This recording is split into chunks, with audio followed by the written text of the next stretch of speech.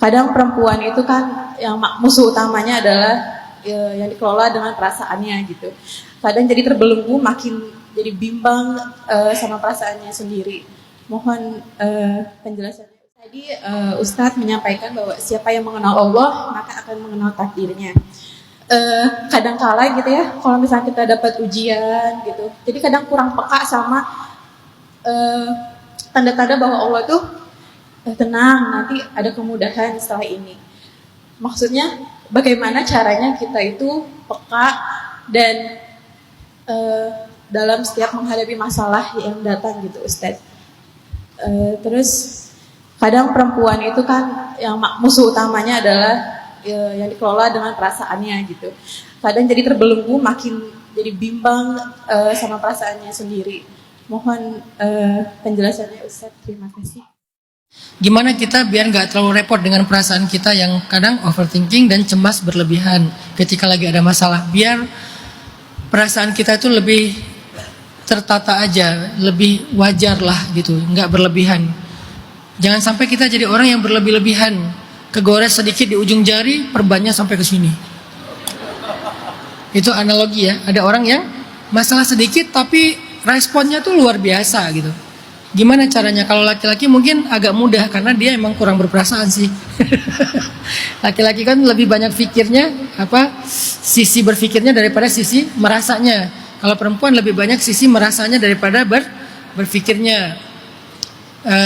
Gimana cara menetralisir ini? Ini nanti dijawab sama sesama perempuan dan psikolog juga. Tapi sedikit aja dari saya. Perasaan, pikiran, dinamika yang kita rasakan di dalam diri kita, itu penetralisirnya adalah kepasrahan dan keberserahan diri kita kepada Allah.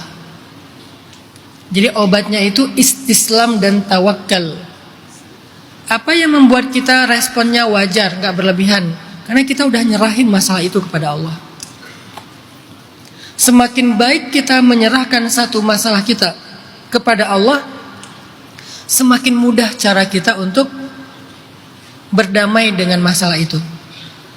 Semakin kita menyerahkan masalah kita kepada Allah, semakin wajar respon kita terhadap masalah itu, gak berlebih-lebihan.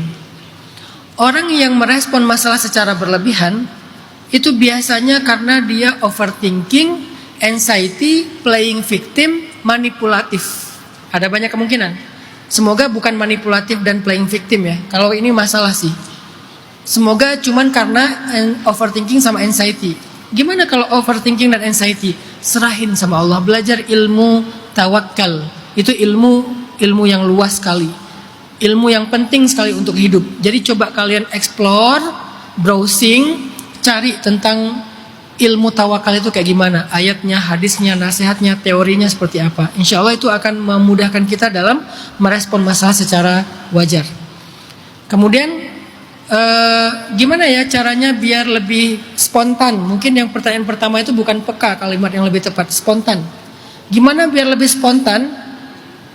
Kita memakai afirmasi positif ketika kita punya masalah, kayak fa inna ma'al usri yusra, inna ma'al usri yusra. Gimana biar lebih spontan? Karena banyak orang ketika ada masalah tuh lupa dengan afirmasi positif. Lupa ayatnya, lupa hadisnya, lupa quotes-nya. Yang teringat hanya masalah, kepanikan, kan gitu kan? Gimana biar lebih spontan? Dilatih. Melatihnya apa? Mulai dari yang kecil-kecil dulu. Setiap kita punya masalah sekecil apapun, belajar afirmasi positif. Kalau itu udah jadi habit kita, udah jadi pola kita dalam menghadapi masalah, nanti yang lebih besar dari itu juga akan terbentuk. Walaupun delaynya lebih lama daripada yang kecil. Karena yang kecil kan panic attack-nya lebih sedikit kan. Kalau yang gede kan panic attack-nya lebih cepat, lebih kencang gitu. Tapi tetap ada, walaupun delaynya mungkin sehari, 2 hari, baru kemudian kita, oh iya kan kata Allah bersama kesulitan ada kemudahan. Besok tapi ngomongnya, hari ini panik dulu, nggak apa-apa. Daripada paniknya setahun.